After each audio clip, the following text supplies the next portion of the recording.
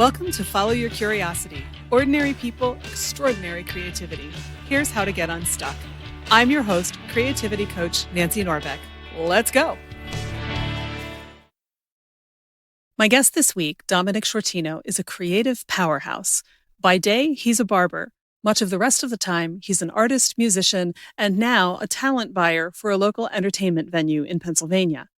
Dom was one of my first guests on the podcast, and I'm thrilled to have him back to talk about the intersection of art and commerce, with stops at creative courage, specifically the courage to fail in and with a crowd, why you should always aim to please yourself first with your creative work, even if you want to sell it, the effects of ignoring our creative call, and just what happens behind the scenes of the performing arts, especially on the money side. Here's my conversation with Domenic Sciortino. Domenic, welcome back to Follow Your Curiosity. Well, thank you for having me again. I appreciate it, Nancy. Always. We won't go through all of the were you a creative kid stuff since this is a return visit, and anyone who has not heard your first episode should go back and listen to it because it's awesome. Thank you. One of the first that I did, and still one of my favorites. So, wonderful! Thank you, Nancy. Well, you are such an amazing advocate for the arts, and it shows so much in that episode. And so, I'm really curious to hear what the heck you've been up to, because I know you said you have a lot to say about art and commerce. There you go. Yeah, we could get into that. I create art and in a lot of different ways. And, whether it's good or not is subjective, I guess. But the important thing is we should all be doing it. So we should be creating something. So I tend to put my fingers in a lot to see what sticks. And unfortunately or fortunately, a lot of it is sticking. So I find myself doing a lot of things, and it's very fulfilling. So music, of course. I'm still in a Beastie Boys tribute, and we play a handful of times a year because we could do a whole podcast on the Beastie Boys if you ever want to do that. But I also kind of rolled out doing acoustic stuff, just me and my guitar. I did it online, and now I'm taking it public again. And it's kind of a really unique thing. I just take requests, and some of them I know and that I've played before, but others, if I know how it goes, the rule is I have to pull it up on my computer and try to play it, pull the chords up. And that's just kind of without a net, a lot of fun. And I'm adding a new piece to that. I'm doing it next month at a local venue, and we're making it karaoke as well. So not only can you request a song, you can come up and sing it with me, and we could all just fail miserably or nail it, or both, depending on what part of the song we're in. And then in my little bit of spare time beyond that, I've really discovered pen and watercolor ink again. I actually made my wife 2 paintings for her birthday, which is the first completed works paint-wise that I've done in, 30 years probably. Wow. So that was very fulfilling, yeah. Just pen and watercolor. One was of our 3 cats, and one was for the Tree of Life. And it was fun. Cool. It was so fun. To frame it and be like, I created something else. Yeah. And, it's for her. They will hang in our home, but obviously I'm not looking to go beyond that. But, kind of dovetailing on what we're going to talk about today. It's personal and, not for sale. And yet it's one of the most fulfilling things I've done in the last 6 months, that and just creating. Yeah. Well, and can we talk for a second about the amount of sheer courage that it takes to say, if I don't know this song and I can find it on my computer, I'm going to sit here and try to play it for you because you asked for it in front of people? Well, thank you so much. That's kind of the whole point of it is it's when you make an ass of yourself, you kind of level the playing field because everybody in the audience is just like, oh, he messed up. I can mess up too. And when you get everybody in on that act, rather than a very structured, the lights, the fog machine, everything is just it's still art, but it's very structured. It's like a play. It's, concerts are just, very, this is going to happen and this is going to happen. The spontaneity is really where a lot of really great things get created. You may have just explained why I've always liked rehearsals better than performance. Oh, wow. Interesting. Yeah. I've never been able to put my finger on it before, but maybe that's it, because the performance is like, this is it, and it has to be good. Yeah. It has to be perfect. And there are people who paid to come and hear you and, whatever. But the rehearsal, anything can happen. Absolutely. And yeah, that's where the magic happens, right? Because things can change too. Like, if the artist is there and says, I like this line better, why don't you say it like that? Yeah. Mm-hmm. Well, and that's just true in life, that they always say, it's not the destination, it's the journey. But yeah, it's the most fun I have performing, is doing these live requests, because I don't know. Yeah. And it was terrifying. I just did it online, which is so easy because you don't hear the applause. You don't hear the, but when I started to do it out, there's the big, is this going to work? And it always does, because the people feel like they're a part of it. They're helping create this thing, as opposed to just observers. Yeah. And I think, I think it was my mom, when I first had to do like piano recital kind of stuff, which scared the crap out of me as a kid. I remember her telling me two things. The first was, keep going if you make a mistake, because nobody is sitting there with a copy of the score keeping track. As I'm older, I find that a little bit harder to believe, because, people know pieces of music. Right, right, exactly. But if you keep going, then at least you're not just falling apart when it happens. And it happens to everybody. Absolutely.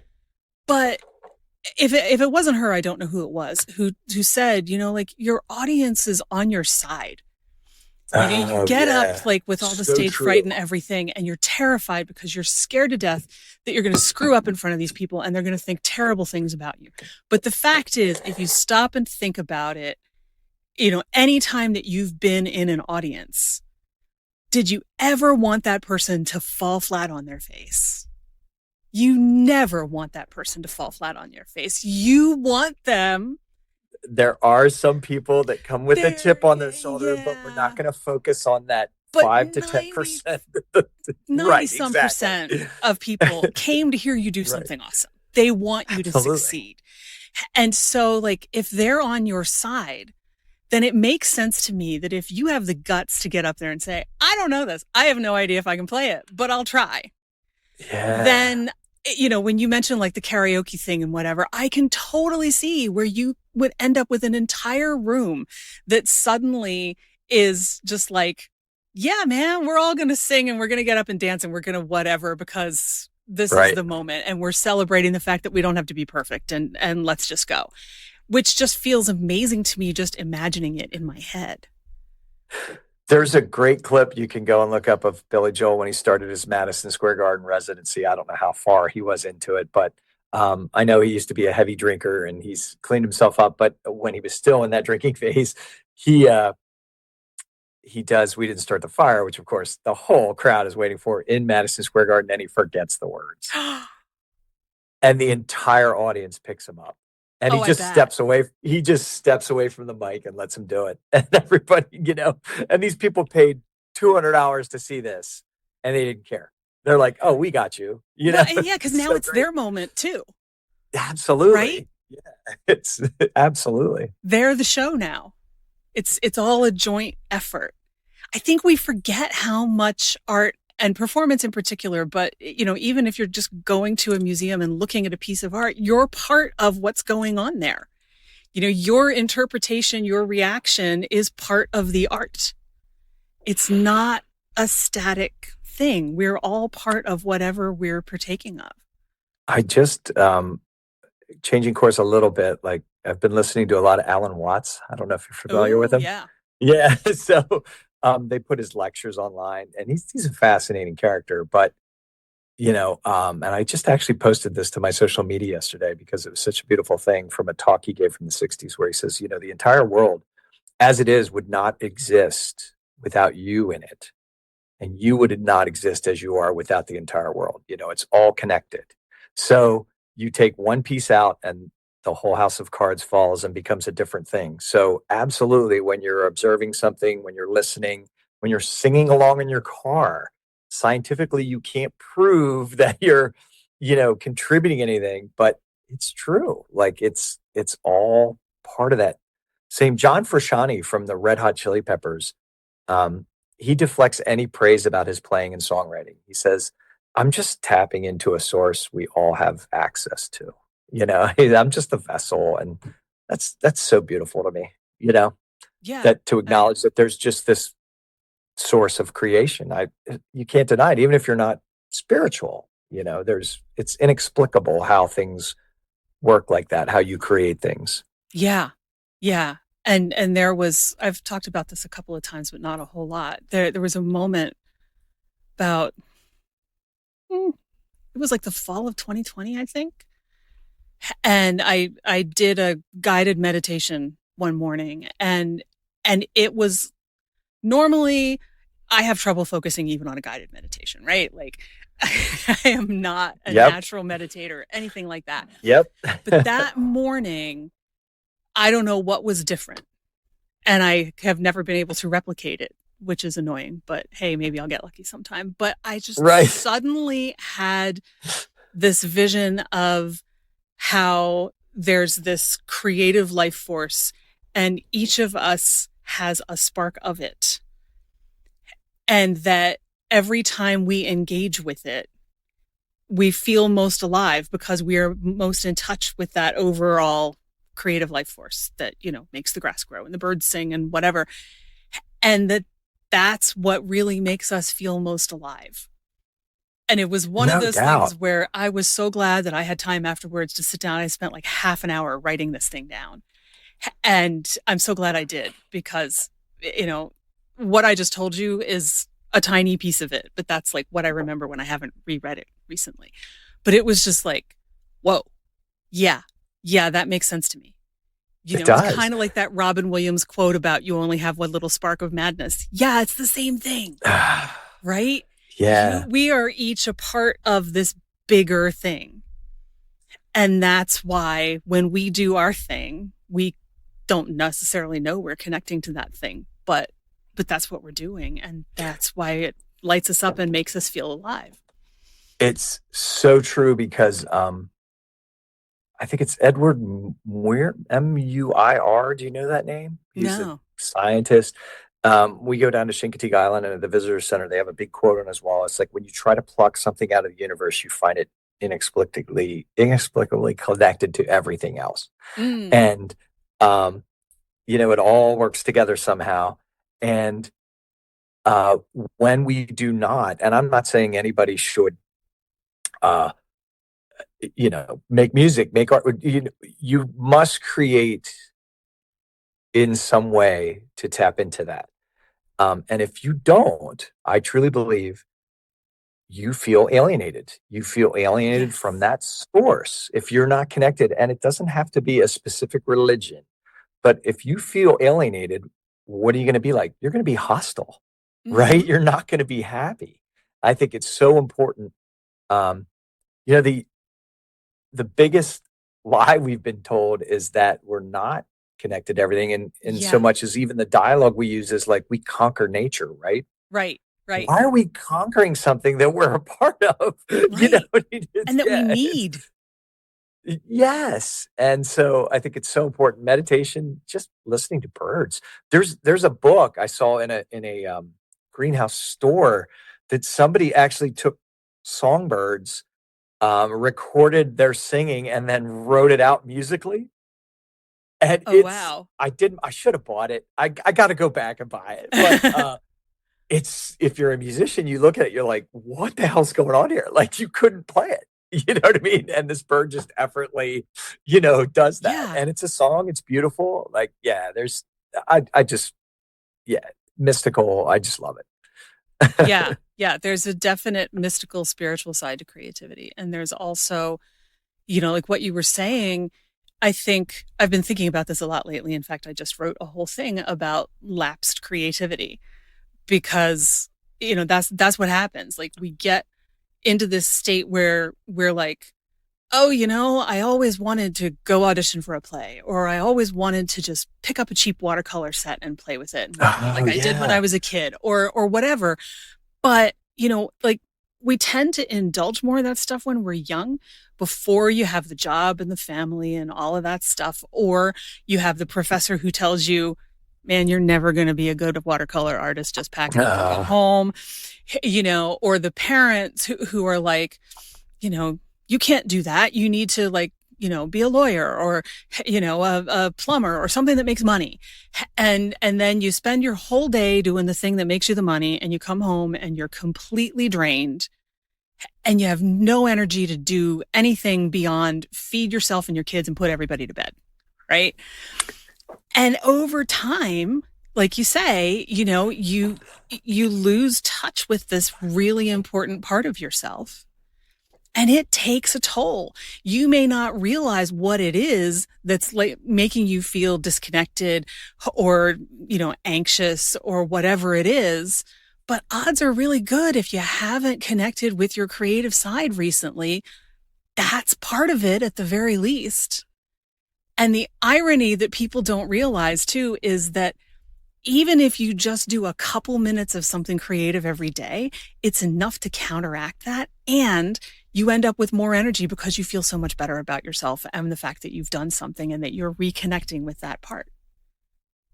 Boom. So I see where you're going here with the whole commerce thing, but it's so true, because there's this cliche, do what you love and the money will follow, which is, we don't want to get into capitalism and healthcare and all that. Yeah. But there's so much truth in that statement, because I found if you're truly doing what you love and you're happy, you actually need less money, because a lot of that money you're spending is on things that are trying to make you happy. You know what I mean? And they don't, that empty materialism. But if you are so driven doing what you love, you forget about those new shoes. You forget about that new car, and you just like, I'm really happy with what I have because I'm doing there's so much truth to that. Yeah. You're not trying to fill that empty space inside you with things that can't fill it, because you're doing the thing that fills it. Right. Exactly. And I mean, I've heard it said, before, like, creativity is not therapy, but boy, is it therapeutic. Oh, yeah. Creativity is not therapy. Yeah. I mean, I don't know. A lot of it is, right? It is therapeutic. Yeah. Just writing down thoughts is, you're creating. Yep. Absolutely. Even if you never share it with anybody. That's absolutely right. If you never make a dime for it, if you end up with a stash of random watercolor pages tucked away in the back of your closet, it's still better than not doing it, because you're doing the thing you love doing. Absolutely. Yeah. But the surprising thing is, when you do show, people things and you get that praise, and sometimes they're like, I would pay for that. Right. You know what I mean? Right. And you talk about overcoming that stage fright, that fear. It's yourself telling you lies that this does not belong. Nobody needs this. Yeah, no, you need it, but somebody else might too. Like, Yeah. But, and what's funny though, is when I say that whatever you create, you need to create for yourself first. You shouldn't be creating it saying, oh, I need to buy a new car, so I'm going to create something that's going to make me enough money to buy a new car, right? Because as soon as you do that, you lose touch with that part of yourself that's so important. And I said that online a couple of years ago, and somebody like came down on me and would not stop saying that, like, that, how dare I say that you shouldn't make any money from your art? And what if you need to pay your rent? And it just went on. And I'm like, no, I'm not saying don't sell your art. What I'm saying is, if you create what you need to create that makes you happy, your odds of making something that other people are going to want to buy are so much higher, because you've made something that's authentic. You haven't tried to please the, proverbial focus group that always ruins the movie that should have been better, right? Because the focus group didn't like the ending, so we changed the ending, and now everybody hates the movie. It's the same thing, right? If you make your own strange little troll figures that like I probably would think were weird, but I knew somebody who was like really into these things, and I was like, okay, this person who makes these things is making something that I don't understand, but they're not for me. Right? They're for her.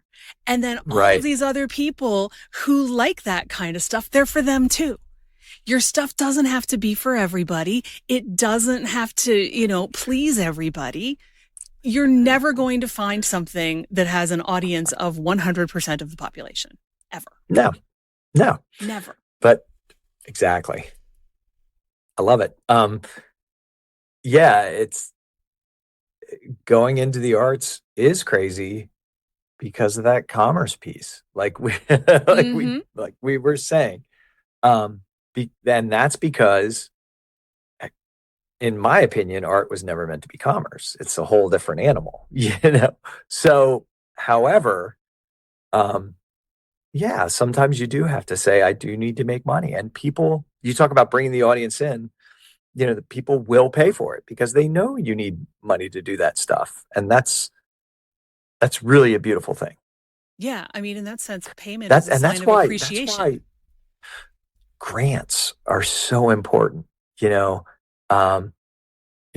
Cormac McCarthy, Blood Meridian. I just read it recently for the first time, which is just a horrifying book, but every sentence was like a poem. And he really studied, I don't know if you know anything about the book. It's brutal. It's about Americans and Native Americans fighting in the border, Civil War. And he was an auto mechanic. Like, even after his first couple of novels, that's what he did. But when he wrote his Border trilogy, which was All the Pretty Horses, I don't remember all the books, where it was this era and he studied it, he received a grant and he worked on these books for 10 years. And that changed everything when it freed him up to create that. And he became probably the most revered American author in recent memory, of our generation. So when the government can step up and say, we're going to give you this money to create, it's such a beautiful thing. Oh, yeah. To lessen that burden on somebody who really has a vision and is not necessarily accomplished, is not paint by numbers the greatest artist, but just has this vision that drives them so much. It's like, I need to create this all the time. And there's an example of that. Yeah. And which is why, I mean, not going too far down this road, why a minimum basic income would just be so helpful for everybody to pursue. I understand we still need dishwashers. We still need, carpenters. Right. I get that. But there's some people that speaks to. But then there's a portion of the population that is slaving away at menial jobs just so they can play in a band on a weekend or, paint or do pet therapy, dog sit, like whatever is speaking to them. Well, and as AI, and we could go down a whole rabbit hole there, and I don't think we should, because that's a whole other conversation. But, as that starts taking over, I'm already hearing that like entry-level writing jobs are disappearing because companies have decided that ChatGPT is free. So why do they need to pay? Okay, so we won't go down that rabbit hole, but I have a really big opinion on that. And, me too.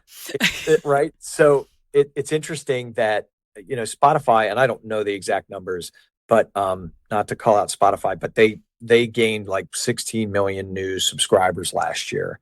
But they laid off like 11% of the workforce. Now, how do you grow as a company? But so what happened there is there's a computer doing what human beings, data. That's music, right? You have AI creating paintings and art. In our perfect sci-fi vision of the future, the robots would do all the crap jobs. So we would be free to pursue art. But what's happening, right? Yeah. The computers are doing all the art while we're left. And there's a reason for that. And it's a horrifying reason, is that because humans doing menial jobs is cheaper than robots. Think about that, right? Yeah. It's cheaper to put a person behind a machine art. Well, barbering, which I do as a vocation. Like there's no way a robot, there's just not enough money in it. So, some of these people in these chain hair salons are left doing, what some might call menial work for $7.25 an hour, while a robot is making a painting or mining data about music and who wants to listen to what, which should be, and that's really fascinating too, because I am a Spotify listener, full disclosure. And at work, we'll just put on a playlist. What we do is we'll pick up somebody's favorite band or artist that day and put on a playlist of that, or a radio station. So it's multiple artists that kind of are in that genre. The human-made playlists on Spotify, like you or I can make a playlist of, let's say we're Queen fans, and on that playlist would be Queen and Elton John and Billy Joel, and the human-made playlists are always better than the Spotify recommended, because it's a computer saying, well, you like Queen, so we're also going to play Molly Hatchet because they were from the same era, but they're obviously completely different bands. Whereas the human playlist is like, oh yeah, this goes well with this goes well with this. So hopefully that will work itself out, and we'll realize that art needs human interaction to be beautiful. I mean, art is a fundamentally human thing. So to think that a machine could create art that can compete in any way with something human created just seems right on its face to me to be completely laughable. Right, exactly.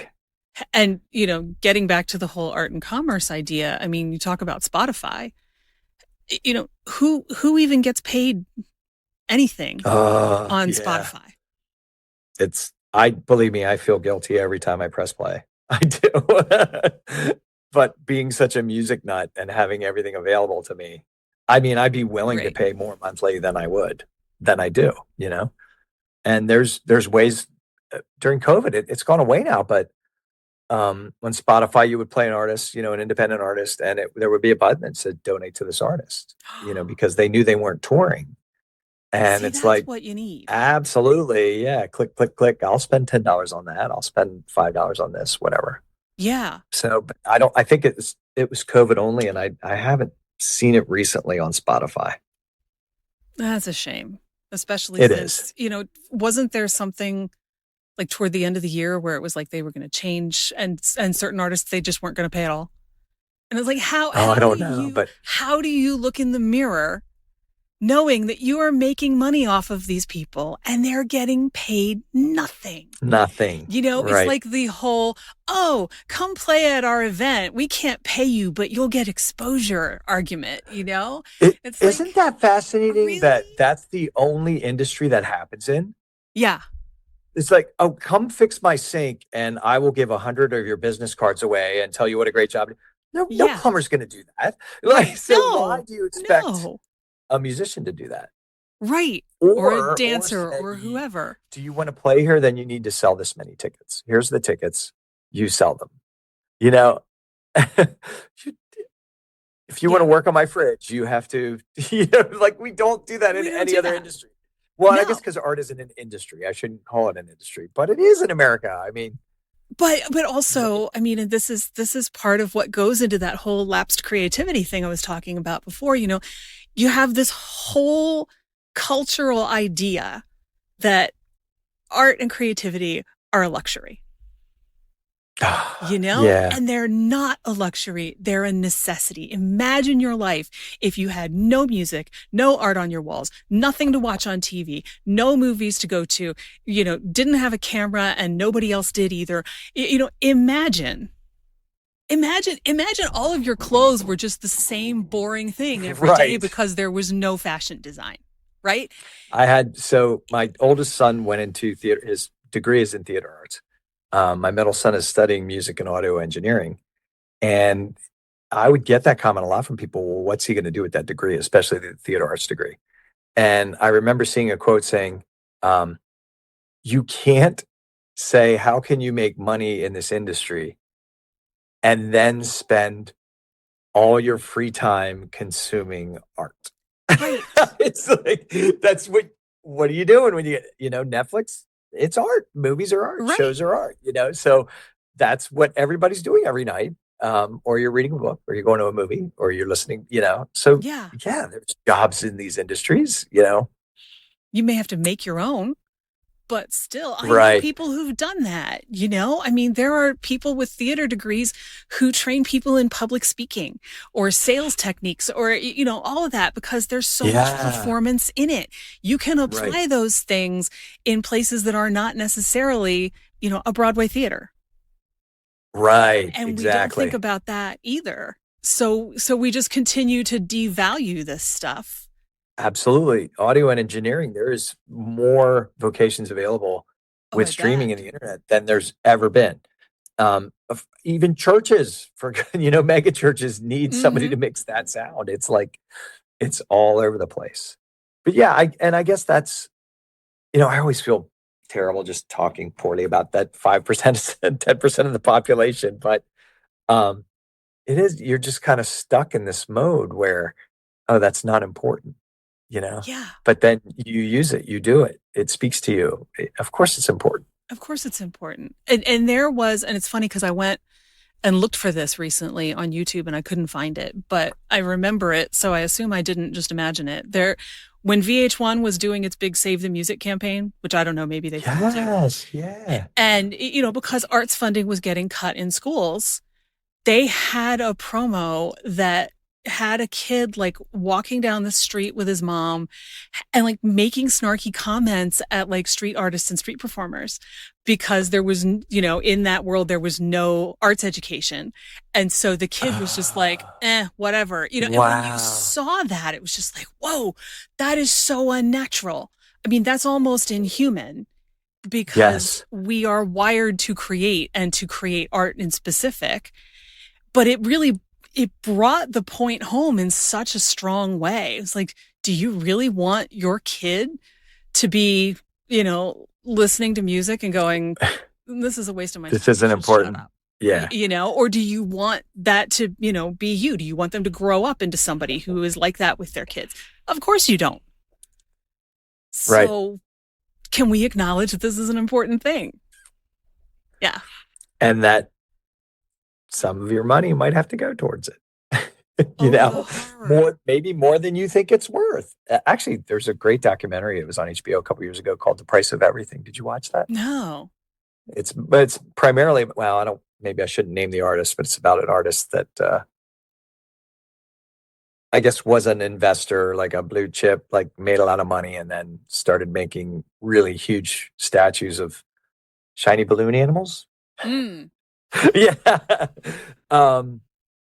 And just about the price of art and how it's now, investors are buying these priceless pieces of art, $10 million for a Picasso, whatever, and it's not leaving their homes, so the museums can't afford it. So there's these pieces you won't see.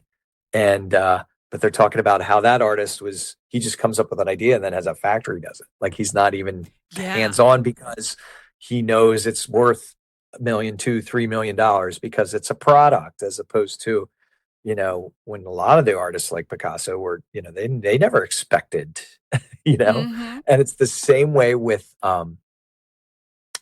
guitars from like the 50s and 60s. Those things were meant to be played. They're the craftsmanship. And yet these investors are buying them, putting them behind lucite cases, and they don't, if you go to their home, you can look at them, but you certainly can't touch them. Yeah. But anyways, The Price of Everything is the documentary and very interesting about that. But they're also saying the fact that these paintings are fetching this amount of money means it is worth something to these people. So it's a double-edged sword, even though it's terrible, but people are willing to pay, not just for status, but because the thing is obviously beautiful and very personal, creative expression on somebody's part that it speaks to us somewhere. So millionaires are willing to pay a lot of money for it. It's crazy. It's crazy. Right. Yeah. It's like creativity is okay if it's linked with celebrity, or something like that. Yes. But if it's not, and you're just, Joe Schmo who works in a bank all day, then, oh, hey, no, that's not for you. Right. Exactly. Which is so backwards. It is. It's so backwards. It is. So I know you've been doing more at the actual intersection of art and commerce, and I want to make sure that we get a chance to talk about that. Like, what exactly have you been doing? It is awful. It's That's so an encouraging way to start. First of all, so there's a local venue, a concert venue. It's large. It holds like 800 people. And I am the entertainment director, which means I book all the talent. And in the industry, the title for that is actually talent buyer. So you talk about that commerce. And it's hard. It's really, I mean, I love it because I get to bring these bands in and singers in and artists and see a concert practically every weekend if I want to. But it's hard for me to put a price tag on what some of these people are doing. You know what I mean? And the stuff that makes money is tributes. People want to see a tribute to Bon Jovi or a tribute to whatever band. So I have to, and they're really, I have no problem with tributes. I just think I'm in one myself. I was going to say, you're in one. Yeah. But it's sad that that's what sells. You know, people will not take a chance on somebody they've never heard. Most people won't. A lot of that is Gen X nostalgia, I think. Oh yeah, the nostalgia's But what so I have to sit down and I have to think about how many tickets is this artist going to sell, and what are we going to sell them at, and that's the offer I give to them, and every single time, it's too low. I think this artist deserves double that, but that's where that commerce piece comes in. But it's been fascinating doing this because I've been with this venue from the get-go, 18 months, and I saw the blood, sweat, and tears and money that went into this. And, we sell alcohol. And I remember playing in bands for years. The ethic was, oh, well, that bar owner is rolling in it. They can definitely afford to pay their artists more, and you would try to push that contract as hard as possible, as high as possible. You would, if you were getting a door deal where you get the tickets at the door, or at least 80% of them, you would put somebody with a counter there to make sure the bartender was being honest, and it's been fascinating now being on the other side of the bar and saying, yeah, like all those years I thought that person was rolling in it might not have been true. Yeah. And it's been an eye opener, and now I play both sides of the coin, and beautifully it's a more balanced view. I know, what things cost. I know how much venues cost to build and sound systems, and there's, so there's that. So now I kind of see both sides of it, but I wish I could pay. I almost say that to every artist, like, this should be more, but this is what we can do. Nobody's walked away unhappy. Well, maybe one or two, but there was a local band that plays on and off. It's probably my favorite band we've had in there. The music is just beautiful. He sings all about growing up in York County and Red Lion and the Susquehanna River. And I knew it wasn't, because they don't tour regularly. They don't have a lot of albums out, et cetera, et cetera. They ended up bringing like 130 people on a random Thursday night, which is really fantastic for this part of the county. And he chose to, he's like, we don't do this regularly. We don't do it often, blah, blah, blah. He chose to give all that money to like the Susquehanna River Rescue and Red Lion Roars to support Red Lion. And he's like, I'm not worried about what we bring in. And I remember sending him an email the Monday after show, like, everybody comes here and wants something. You were the first person that gave us something. And I'm not saying that people should pay for free or play for free. Not saying that at all. But to be aware of that situation, what things cost. Now we did pay him, obviously. We're like, we have to give you something, but it took that pressure off of, you have to sell 500 tickets at this price. And that's the part of it I hate. I absolutely hate.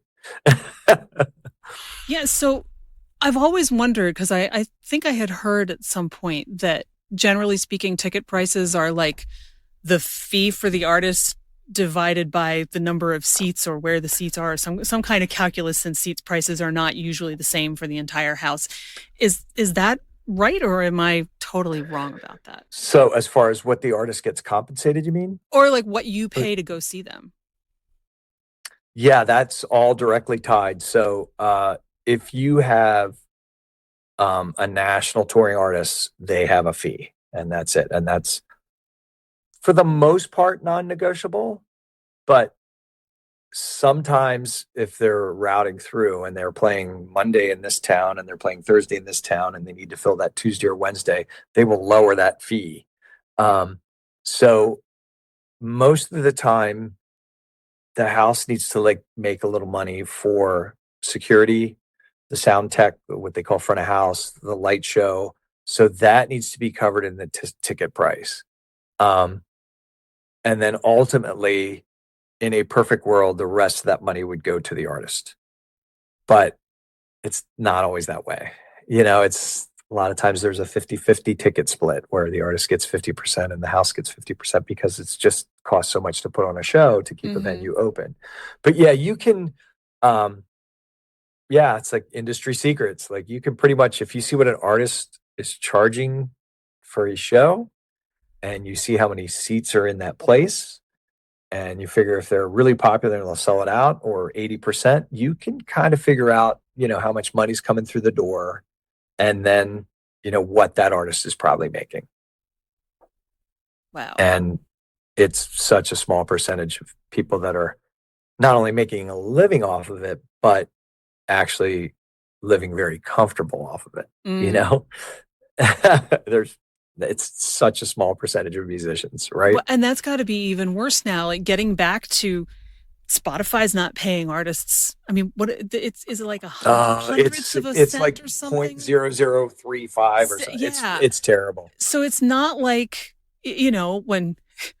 back when we were kids and you go down to the mall and buy the album. And so, some of the money from that went to the store and some of it went to the record company and some of it went to the artist, right?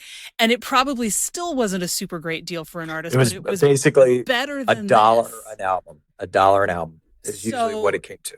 Yeah. So, now more than ever before, you're hoping to make up your money off of your tour. Absolutely. And maybe merchandise and whatever, but it's like, it's not even coming from the music itself. It's coming from the things that you can do on top of the music, because otherwise, how many people have to listen to a song at, hundredths of a cent for you even to earn $1? So the internet has changed that, because now artists can just be like, here's our album, take it, and come see us perform, because it's just cheaper for them. They can make an album for $500, put it on the internet and say, come see us open for this band. And that's what they want, because that's where they're making their money. Yeah. It's a fascinating story about the band Wilco. They called it the Great Rock and Roll Swindle. Wilco was on the cusp of being one of the hottest independent bands in the late 80s, or in the late 90s, pardon me. And Warner Brothers was really pushing them. They were very Americana. So they're like, this is the next Tom Petty. This is the next, whatever, Fleetwood Mac. And Jeff Tweedy, for his album Yankee Hotel Foxtrot, he just did a hard left turn, and it was really like ambient, and it was still folk Americana, but he brought in this producer from Chicago who was really into like the art sound of the 70s, and it just was weird. It's one of my favorite albums of all times. But when they brought it to Warner Brothers is like, where's the single? Well, just pick one. Well, none of them are singles. So normally that product is, I call it a product, that's terrible, is property of the record company. But as it were, Warner Brothers was like, we don't want this right now. We're just going to let you have it. So they put it online. They're like, here it is. It's free. And we're going to do a tour. But surprisingly, because Warner dropped them and they were one of the hottest bands coming up, they received no less than 30, 35 offers from other independent labels and bigger labels to pick up the album and support the tour and this and that. And they went with None Such Records. So Warner Brothers already paid them for the album. It was not much, like $50,000. None Such Records came through and offered them $35,000. And Jeff Tweedy even admitted, I went with None Such. And he said, simply because they are a subsidiary of Warner Brothers. So he got paid for the same album twice. And he was going to give it away. And he did it because None Such was independent, but it was also a subsidiary. So he's like, it was the great rock and roll swindler, and just kind of exposed. Good for him. There's an entire documentary on it called I Am Trying to Break Your Heart. It's a great movie if you're a fan of Wilco. Good for him. Yeah, I know. It's hilarious.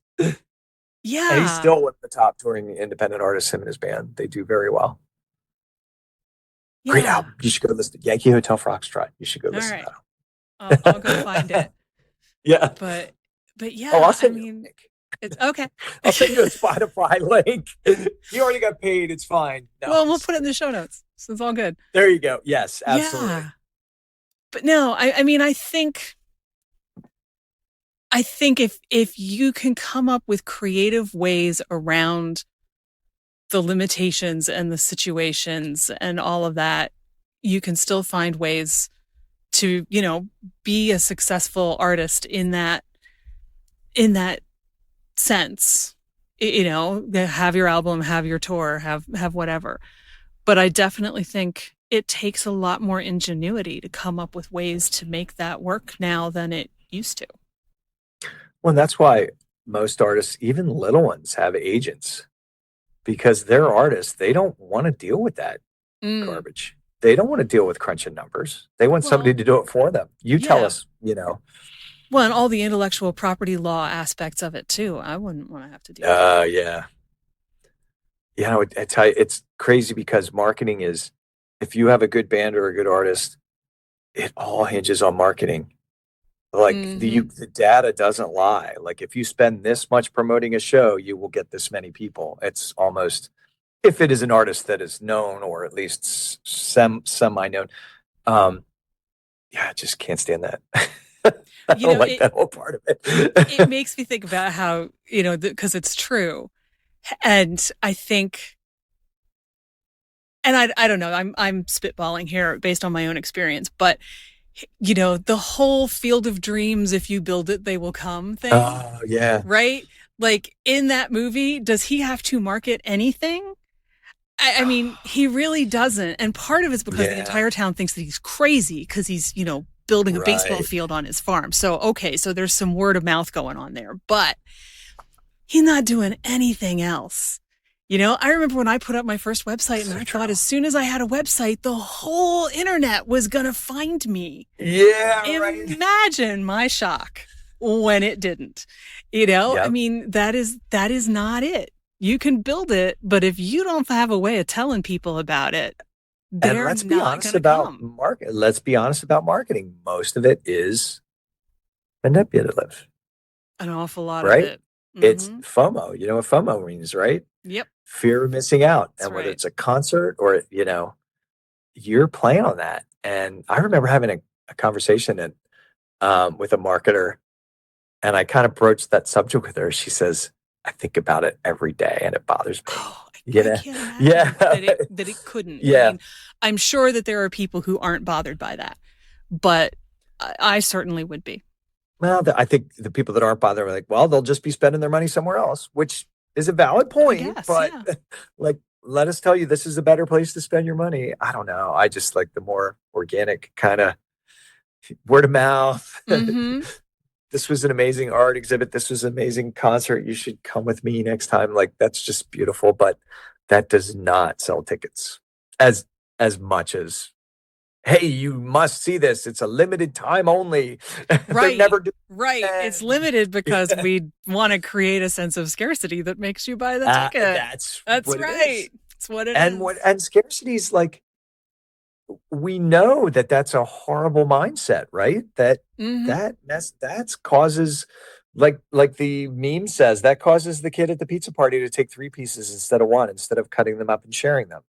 Scarcity, whereas the truth is you're not going to starve, kid. So, but it's just kind of baked into us. I don't know. I can't say we're born like that. I just it's baked into we're born like that. from the get-go. I don't think so think either.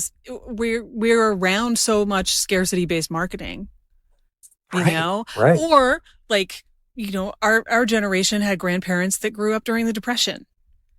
Oh, so true. I mean, my grandmother, when we had to clean out their house, the number of like pairs of shoes that were still in the boxes that she had never worn. Yeah. Oh, yeah. You know, the clothes that still had the tags on them. Absolutely. Because I think if you grow up with that, you're terrified of that ever happening again. And some of that mindset gets passed down. So, you know, we're probably passing it on to the next generation because we grew up having we sure are. I mean, if there's, you know, if they announce snow, what happens, right?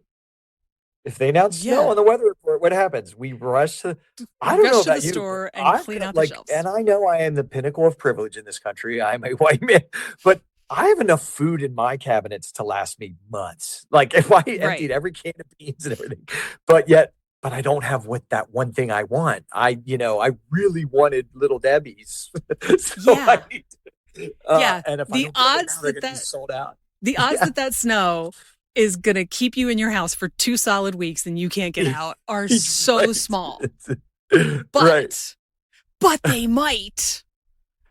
But isn't it funny that scarcity doesn't even bother us with art? Like we never use the thing like, oh, if you don't pay these artists enough, they're not going to make stuff and they're going to go away. And like, when people are like, oh, well, I'll find something else, you know what I mean? But you know, whereas it should be, hey, this is unique. This is special. You should spend your time on this. You should, compensate this person. You should promote it. You should, why? And I don't know if I'm so insulated that I don't know if that's strictly an American thing or. Yeah, I'm not sure either.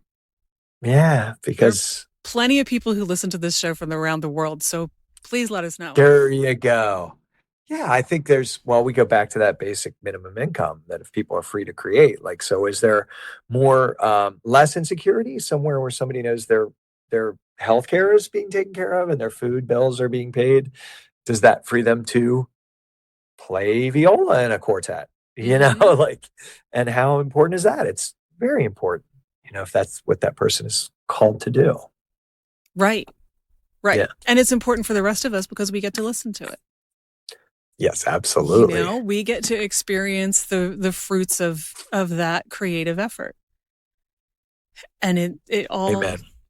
It's funny because I feel like if you take that to its logical conclusion, you end up with this creative utopia where everyone is automatically well compensated and we all just sit around making art for each other. Yeah. And I feel like, even as I'm thinking it, I can hear the voices of people, and that's not ever going to happen, and we couldn't survive that way, and that's delusional and whatever. And it probably is because human beings aren't perfect.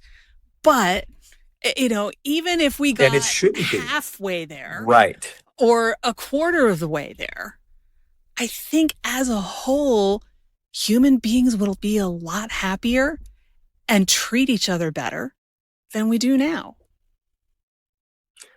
Yes. And as far as,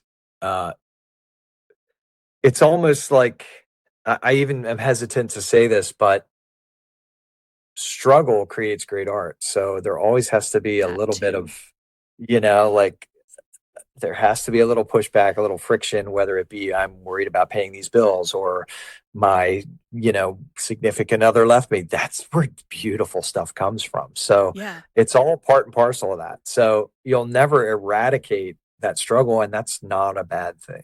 No. It's because in the end, I truly believe it's all worth it. Going back to Alan Watts, he says, you ever think about why all this exists as opposed to it doesn't exist at all?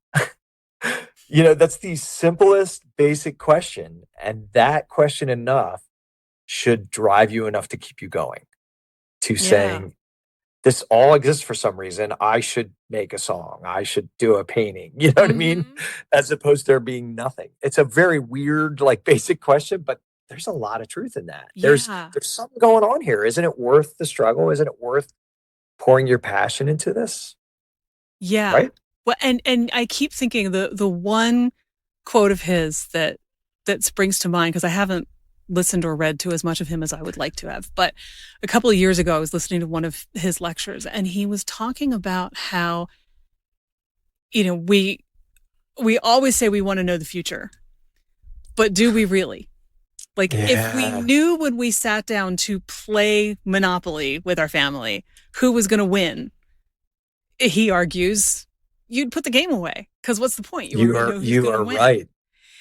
And I think the same thing is kind of true here, right? Like, you don't know what's going to happen if you pick up a paintbrush or sit down at a keyboard or, open your mouth to sing or audition or something. You've no idea what's going to happen. And the fact that you don't know is what makes it so interesting. And I know the exact quote you're talking about. It's fascinating. You could sit down and say, I want to see if I can make a copy of Van Gogh's Sunflowers, right? Yeah. And say, this is what I'm going to make. And it turns out that something in you wants to turn left when Van Gogh turned right. And you end up with something totally different that you didn't see coming when you sat down to do it. That is expressly yours, even though it was copying something else. Right. But you're right.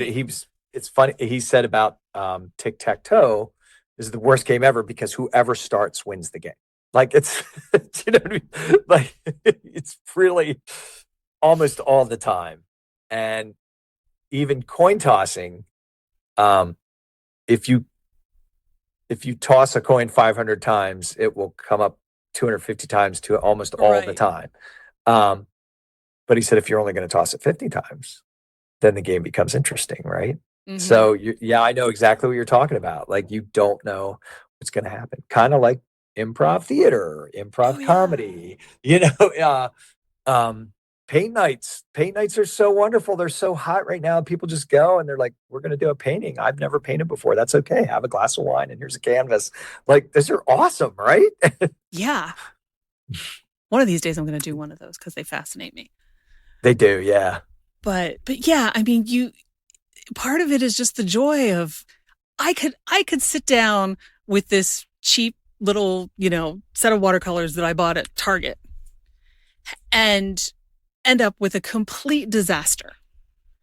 But I could sit down and come up with something that I really like, even if I don't know what it is. Oh, yeah, right. Absolutely. Be like, show it to somebody. They say, what is it? Now, I don't know, but I think it's cool. I don't know. I don't know. It's just what happened. Yeah. It's cool though. And they may say, if you say so, or they may agree with you. You don't know. Right. And that's the whole thing. It's like, it's an adventure just to sit down and see what that part of you comes up with, especially if you haven't been in touch with it before or for a long time.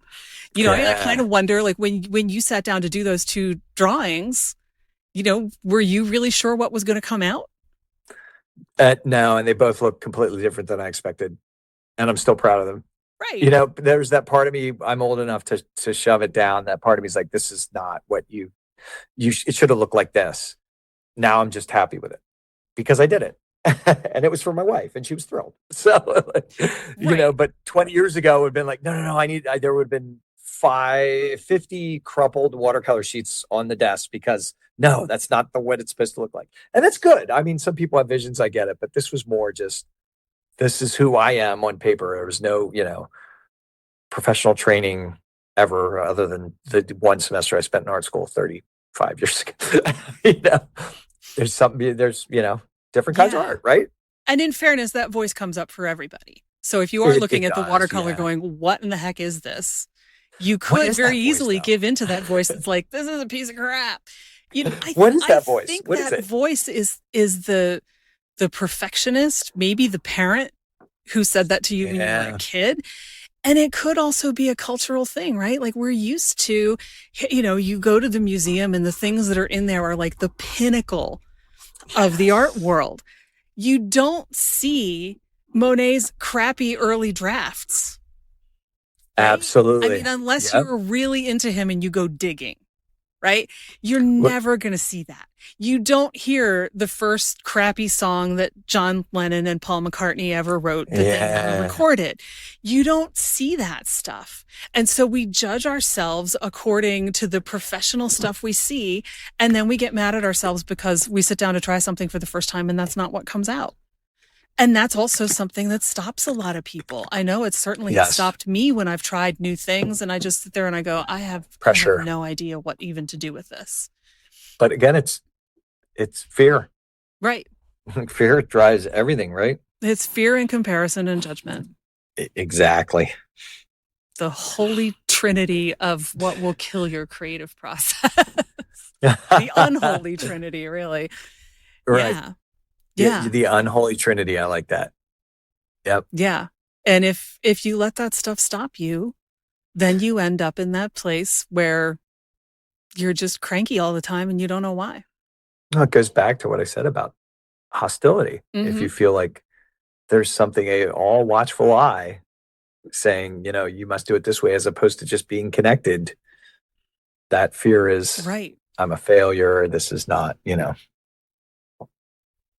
Yeah, which is why your I'm going to play the song I don't know thing is so brilliant. So I had an idea at the beginning of the podcast that just came to me. I did not think of this before. And it's your podcast. I'll let you judge. But you should request a song and you should let me go get my guitar and try to play. Oh, boy. Oh, boy. Do you want to try to do that? It should be something you don't know, right? No, it has to be, at least have to know how the song goes. I have to at least know how the song goes. Okay. So, pop and rock and classics. I'll leave it up to you. If you don't want to do this, it's fine. But I just had, when we were talking about the beginning, I'm like, this would be a great way to end this podcast. Like, you request? I love it. Yeah. Now, I don't know how my mic would pick up through Zoom. I've done it before, so I'm sure it would work. Do you want to think while I go grab my acoustic? Yeah, I do. Okay, I'm going to take the earbuds out so we could use the computer mic. I literally just thought of this at the beginning. Yeah, no, it's a great idea. So for everyone who has not heard the last 15 minutes of us attempting to make that work, we could not make it work so that you could actually hear the guitar over Zoom, unfortunately. We were going to try to do Ticket to Ride and we failed, but we have just said the next time that I'm back out in York, we'll get together and see what we can do. So, but you have to pick a different song now because I know what it is and I could secretly practice it. So it has to be something different. I mean, it's all good. Fair enough. But in any case, this has been a ton of fun as always. Yeah, thank you so much. Yeah, you're welcome. I'm glad you brought it up and we made it happen, as always. Making art and talking about art. So I appreciate you. Likewise. That's this week's show. Thanks so much to Domenic Sciortino for joining me and to you for listening. Please leave a review for this episode. There's a link right in your podcast app. And in it, tell us about your experience with art and commerce. If you enjoyed our conversation, I hope you'll share it with a friend. Thanks so much. If this episode resonated with you, or if you're feeling a little bit less than confident in your creative process right now, join me at The Spark on Substack as we form a community that supports and celebrates each other's creative courage. It's free, and it's also where I'll be adding programs for subscribers and listeners. The link is in your podcast app, so sign up today. See you there, and see you next week. Follow Your Curiosity is produced by me, Nancy Norbeck, with music by Joseph McDade. If you like Follow Your Curiosity, please subscribe, rate, and review on Apple Podcasts or wherever you get your podcasts. And don't forget to tell your friends. It really helps me reach new listeners.